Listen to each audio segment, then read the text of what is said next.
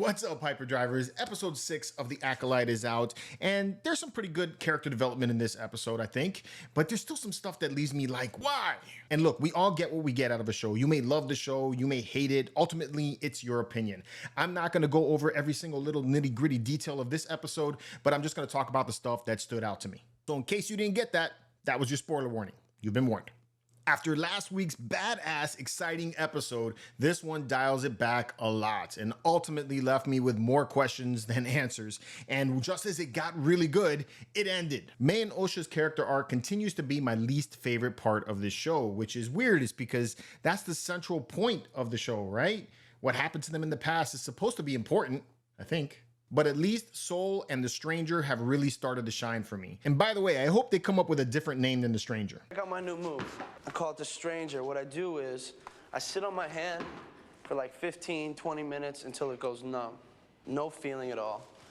And then I rub one out. The Stranger, huh? Like, really? Now, some fans have pointed out that in last week's episode, we heard the music of Kylo Ren playing at the end of the episode, and we could hear the same thing during the end credits of this episode. Leslie Headland has pointed out that there is a reason for this, but she's not ready to let that out yet. Now, given his appearance, he could possibly be the origin of the Knights of Ren, or maybe even Ren himself, and I can explain a little bit how that could be a possibility later. What Soul did in the past has been one of the biggest questions for me about this show, and some of the actions in this episode have made me even more suspicious of him and made some of the actions in previous episodes stand out. I'm going to go out on a limb and say that I think that Soul may be the Sith, or maybe a fallen Jedi, or at the very least may have fallen and doesn't even realize it yet.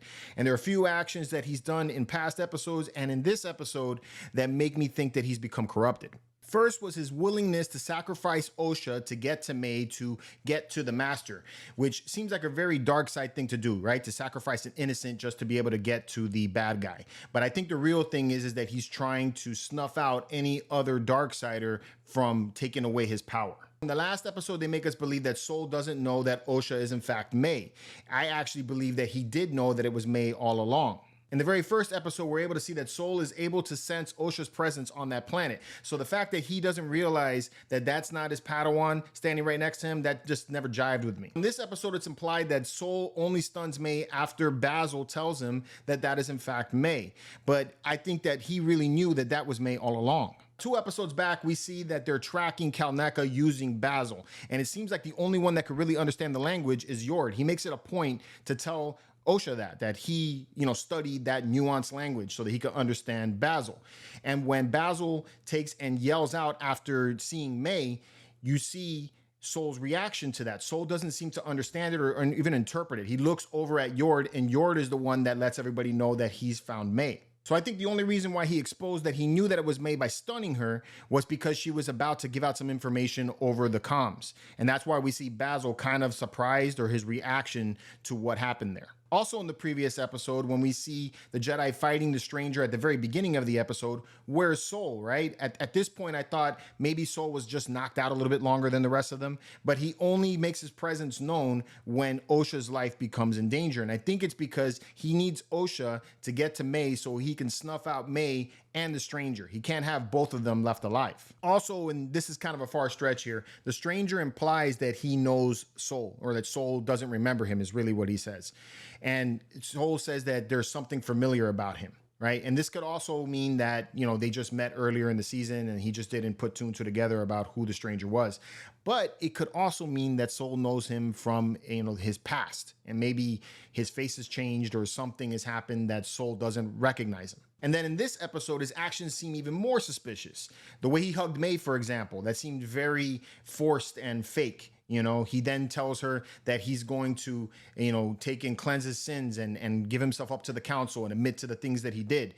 I think all of this was done in a way to try to get May to admit who she is. And I think he may have even knocked the systems out in the ship just to make it look like they lost power to draw May out. It's because after all of that, when he finally was able to make contact with the Jedi Council and then they were right there, he turned off his transponder and he left the system so he could have a private chat with May.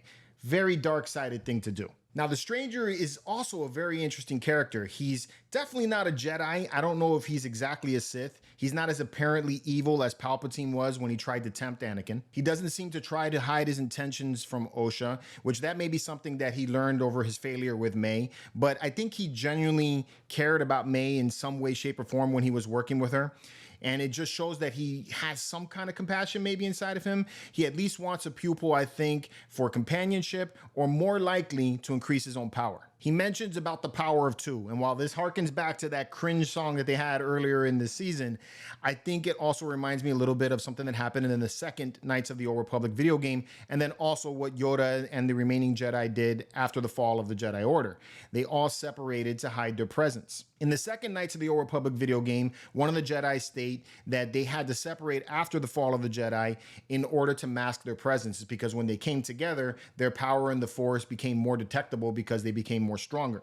And while I don't think the Stranger's purpose is to remain hidden, I think really what he's after is more power. It's because when he has a pupil, he becomes more stronger. We see that also with Palpatine when he takes on Anakin. He feels more stronger in the dark side.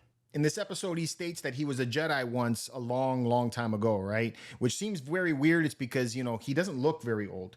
But if he did learn some kind of Sith magic or some kind of other magic to extend his life, that could be a possibility. In Knights of the Old Republic, in the Old Republic video games, there are Sith that have been able to live for centuries because of their power in the dark side. So maybe he has learned something like that. Also, the Knights of Ren were an ancient marauder group. So if this Stranger has learned this ability to live longer, then it's possible that he could be the origin of the Knights of Ren, or maybe even Ren himself. All in all, I really like his character the most. I love how he's tempting Osha to join him, not by using fear like the way Palpatine did with Anakin, but more with just telling her the truth, making her realize the reality of her situation. The Jedi didn't want her to be in the Jedi Order. The Jedi used her. The Jedi took and lied to her about her past and lied to her about her abilities. So I really look forward into seeing what ends up happening with that character and who he really is. At the end of this episode, we see Sol has captured May and he's going to have a chat with her. So I'm assuming that in the next episode, we're going to finally get the flashback that shows us what really happened that night in the past. Maybe from Sol's point of view, maybe from Osha, since she's behind the helmet right now and communing with the Force in some kind of way. But I think next episode is definitely going to be a flashback. Anyway, that's my thoughts on this episode. What did you guys think about it? Did you love it? Did you hate it? Let me know in the comments. And until next time, may the Force be with you.